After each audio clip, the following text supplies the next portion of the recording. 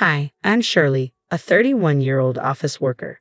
A year ago, I married Mason, a man I met on a blind date.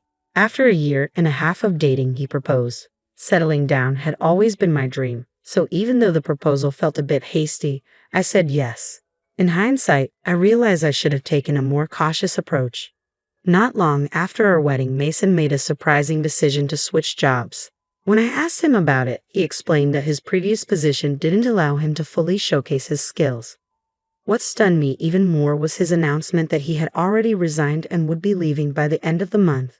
Thankfully, he found another job quickly, but it came with a lower salary than his last position. At first, I wasn't too worried since I had my own job, but then Mason started pushing me to quit. I might have considered it if his new salary had been enough to support us both, but with his recent job change, his pay was lower. He kept insisting it would go up soon, yet there was no indication of when that might happen. Quitting my job under such uncertain financial circumstances felt risky. We relied on my income to save and cover essential expenses like rent and car payments. Depending solely on Mason's current salary just wasn't practical. One evening, Mason handed me divorce papers, seemingly to intimidate me. "You know I'm ready for this whenever," he challenged. I urged him to take a breath and rethink his words, but he simply stood up and retreated to his room. That confrontation left me reflecting on the hasty decisions and unexpected changes that had occurred since I met Mason. I firmly told him I wouldn't quit my job until his salary improved. At first, he seemed to accept my stance, but the topic kept coming up. Each time he mentioned it, I stood my ground with the same unwavering response. Now, a year into our marriage, Mason's salary still hadn't changed, yet he kept pressuring me to quit my job. "When are you going to leave?" he would ask, and I often felt the urge to respond sarcastically. However, I knew our financial stability hinged on my income. If it was so crucial for me to resign, I believed Mason should focus on advancing his own career instead. As time passed, I began to understand why Mason was so adamant about my leaving work. This became evident during our visits to his parents' house. Whenever we were with his mother, Martha, Mason would feign concern, claiming he wanted to ease her burden. She would express her gratitude, and then he would glance at me pointedly, as if nudging me toward resignation. He suggested she needed help, but Martha was anything but helpless. She was active, healthy, and even held a part-time job that funded her hobbies and social life. It was clear she didn't require my assistance, yet Mason continued to push for my departure.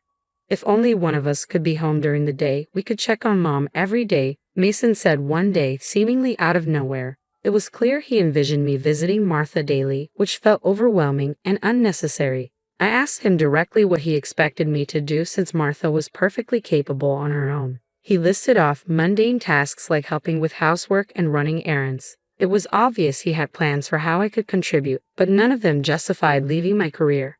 This endless cycle of requests and justifications was exhausting. I needed Mason to realize that while I was willing to support his family when needed, giving up my job without a solid reason was not something I could take lightly. "But Martha has her part-time job and spends most of her days out with friends, right?"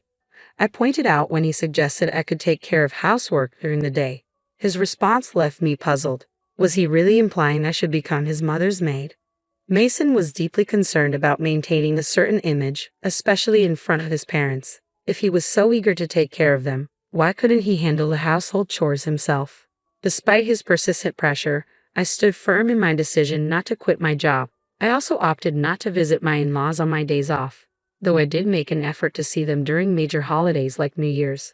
As I reflected on our visits, a pattern emerged. Mason frequently delegated tasks to me, asking me to tidy up, assist his mom, or run errands. I pushed back against these requests. When he suggested I go to the store, I would reply, "Don't you know this area better than I do?"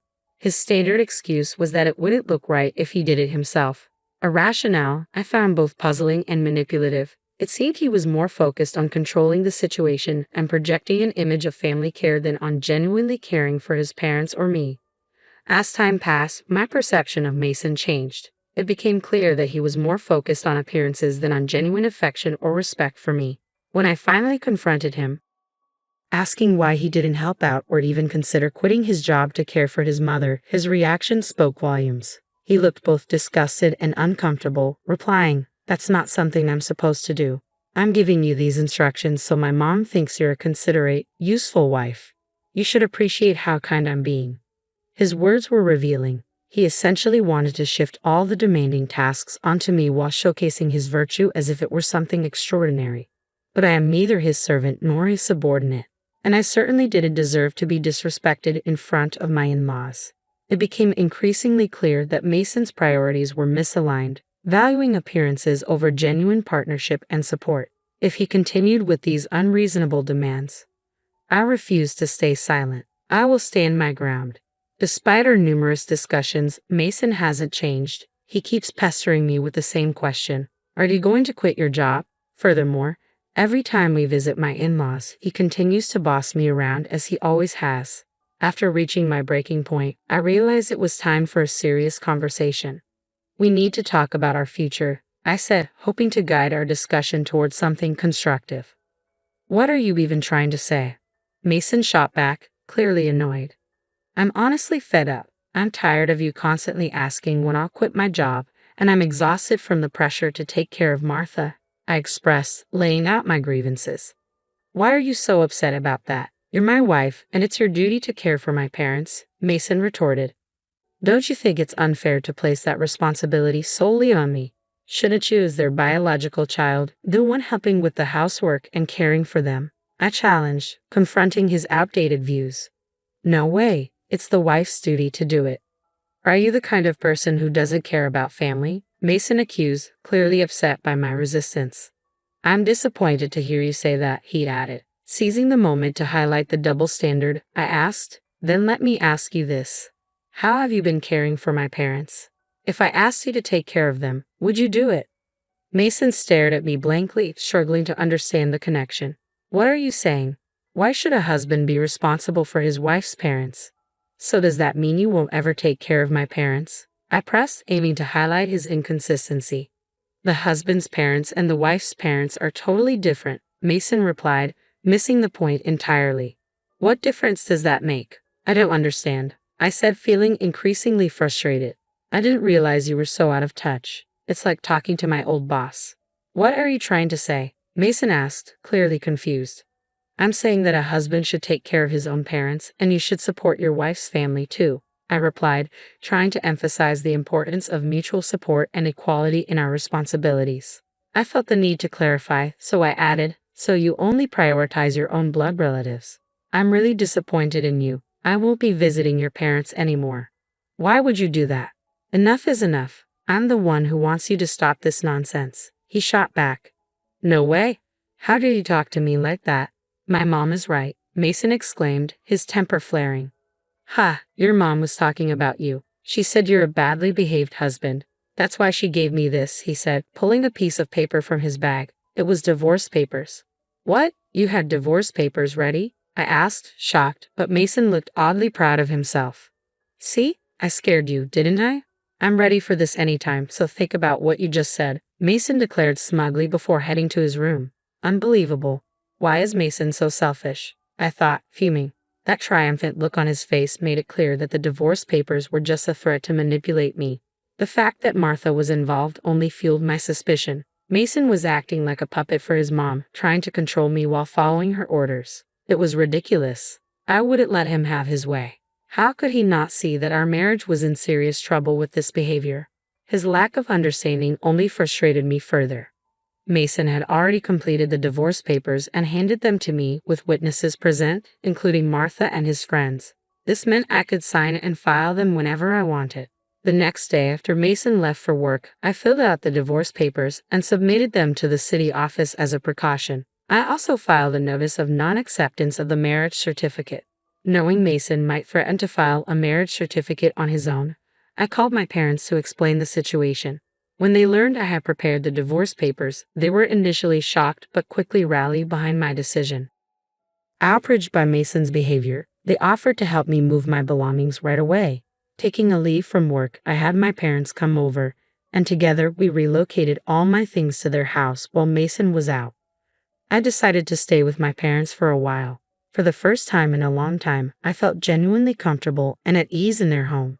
Reflecting on my marriage, it became clear that Mason never contributed his fair share to our household chores. I was the one cooking dinner after long workdays and managing all the cleaning and laundry on my days off. On top of that, he expected me to care for his parents, which simply wasn't feasible. That evening, Mason called, likely just back from work. "Hey, where are you right now?" he asked. "I'm at my parents' house," I replied. "Oh, why would you go back there without my permission? And where's all your stuff? Don't tell me you're staying the night," he questioned, his tone a mix of surprise and selfishness. I almost laughed at how oblivious he was to the seriousness of the situation, thinking I was just staying overnight when I had actually taken most of my belongings with me. "I'm not coming back," I said firmly. "What are you talking about? Come back here and make me some food," he demanded. "Make it yourself," I replied, ending the call. I couldn't engage in a conversation about divorce while he continued to be so dismissive. To find some peace, I decided to block his number and wait for him to come to my parents' house. A week later, Mason arrived at my parents' home, accompanied by his parents. They all wore serious expressions as we faced off in the living room, 3 against 3. "How could you do this? How could you leave without my permission?" Mason demanded, incredulity and accusation lacing his voice. "You treated me like a housekeeper, Mason. All I ever asked was for you to take responsibility for your family," I replied, stating my ground. "That's not true. What kind of wife would I be if I didn't take care of Mason?" Martha shot me a fierce glare. My father began to tremble with anger, but I quickly intervened. Mason insisted that I quit my job to care for Martha, claiming it was my duty as his wife. Yet when it comes to my own family, he expects me to manage everything alone. Ultimately, Mason seeks obedience, using me to take care of his parents while taking all the credit. That's why he prioritizes his parents over mine. "Have you ever heard Mason say these things?" I asked. Martha continued to glare, but Lamb looked confused, as if he hadn't known about any of this before. "Let me clear the air," Mason interjected, waving the divorce papers and claiming it was all Martha's idea. "Why would you say that?" Lamb asked, clearly taken aback. "Oh no, it's because Camila has an attitude problem," Martha stammered. "And did you really say that Camila's parents aren't a priority?" I pressed. "Well, it's only natural for your parents to come first," Martha shot back defensively. "Don't be absurd. I came here to support you after hearing about the unfair treatment Camila has faced, but it seems you're the one at fault. Don't hide behind her parents' authority to manipulate the situation," Lamb said, causing Mason to visibly shrink in his seat. Lamb then turned to me and my parents, offering an apology. "I'm truly sorry for the trouble caused by my foolish son. I will have a serious talk with him." "Lamb, you're not to blame at all, so please don't apologize," I replied. "Thank you for your understanding, but there's something else I need to address." I turned to Mason, who now looked nervous. "The divorce papers you gave me? I've already filed them. We're no longer married." Mason and Martha both turned pale. "Why did you file those without my permission?" Mason demanded, his shock evident. "You told me I could file them whenever I wanted. Besides, you filled out your part and had Martha sign as a witness," I calmly explained, leaving Mason momentarily speechless. Seeing the escalating tension, Lamb intervened, furious. "Mason, you used divorce as a threat," he exclaimed, and in a moment of rage, slapped Mason across the face. Martha looked visibly shaken by the scene. Lamb then turned to me and offered a sincere apology. "I sincerely apologize that you had to witness this. You have every right to divorce this fool. On behalf of Mason, I'm truly sorry for the damage done to your marriage," Lamb said, tightening his grip on Mason's collar as he demanded apologies from both him and Martha before ushering them out of the house. Later, I expressed my gratitude to Lamb for his intervention. He reassured me that all of Mason's assets and property would be transferred to me without any complications, considering my higher income and the effort I had invested in managing our household. It was a relief to know I had secured everything from our marriage. I later learned that Lamb had divorced Martha, clearly appalled by her behavior. One day, I bumped into a colleague from Mason's former workplace who had some surprising news. Mason hadn't been performing well at his job and was frequently criticized by his boss. In a fit of defiance, he resigned and switched jobs, which only deepened my frustration with him. Instead of owning up to his shortcomings, he chose to blame others, which likely contributed to his lower pay at the new position. Now, I feel a sense of relief having left him behind. I've rented a cozy apartment and am enjoying my newfound independence. Work is going well, and I'd even received a raise recently. For now, I'm not interested in dating. I prefer to focus on my career. Mason was always more concerned with appearances than with genuine skills. He put on a show at home but never made any real progress in his career. It's unfortunate how some spouses resort to using divorce threats as a way to feel powerful. It's a major misstep. I hope they eventually recognize their mistakes and find happiness on their own. As for me, I'm grateful to have moved on from Mason and look forward to the possibility of meeting someone special when I'm ready.